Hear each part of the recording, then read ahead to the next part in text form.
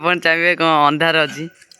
ମତେ ଯେମିତି ଲାଗୁଛି 1999 ମସିହା ବାତ୍ୟା ପରି ସେମିତି ଆମ ଗାଁରେ ଆଜି ଲାଇନ୍ ଯାଇଛି। ଲାଇନ୍ କ'ଣ ପାଇଁ ଯାଇଛି ମୁଁ ସେଟା ବି ଆପଣମାନଙ୍କୁ କହିବି। ଲାଇନ୍ ଏଥିପାଇଁ ଯାଇଛି କି ଆଗରୁ ଯେଉଁ ପ୍ରଥମେ BPL କରେଣ୍ଟ ଲାଗୁଥିଲା ବାସ୍ ତା ସହିତ ବୋର୍ଡ଼ ଲାଗିଥିଲା, ସେତେବେଳେ ପଇସା ନେଉନଥିଲେ, କହୁଥିଲେ BPL କରେଣ୍ଟରେ ମାଗଣା ଦିଆହେଉଛି। କିନ୍ତୁ ଆଜି ସମ୍ପୂର୍ଣ୍ଣ ସେଟା ଭିନ୍ନ। ଆଜି ସମ୍ପୂର୍ଣ୍ଣ ଟାଟା ନେଇସାରିଲା ପରେ ନିଜ ହାତକୁ ଆଜି ଯେଉଁ ବଳକା ବା ପଇସା ରହିଯାଇଛି ସେ ପଇସାକୁ ନ ଦେବାରୁ ଆଜି ଆମ ଗାଁରେ ଲାଇନ୍ କଟିଛି। ସମସ୍ତେ ଅନ୍ଧାରରେ ଅଛନ୍ତି, ବୁଢ଼ା ପାଖରୁ ଆରମ୍ଭ କରିକି ଛୁଆ ପିଲା ଅନ୍ଧାରରେ ବହୁତ ବିପଦଜନକ।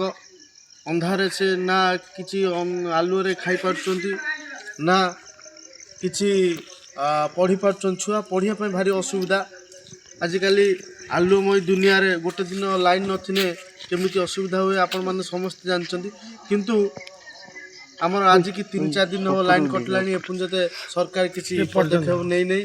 ତା ସହିତ ପ୍ରଶାସନ ବି କିଛି ପଦକ୍ଷେପ ନେଇନାହିଁ।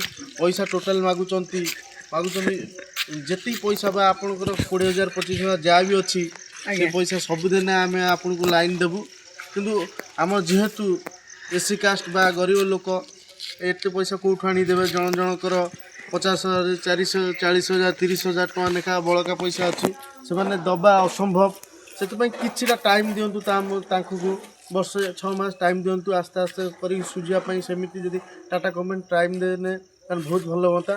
ମୁଁ ଏହା ନିବେଦନ କରୁଛି ଆମ ପ୍ରଶାସନକୁ ବା ସରକାରକୁ, ଏହା ପ୍ରତି କିଛି ନିହାତି ଭାବରେ ପଦକ୍ଷେପ ନେବେ। ରହିଲି, ଜୟ ହିନ୍ଦ।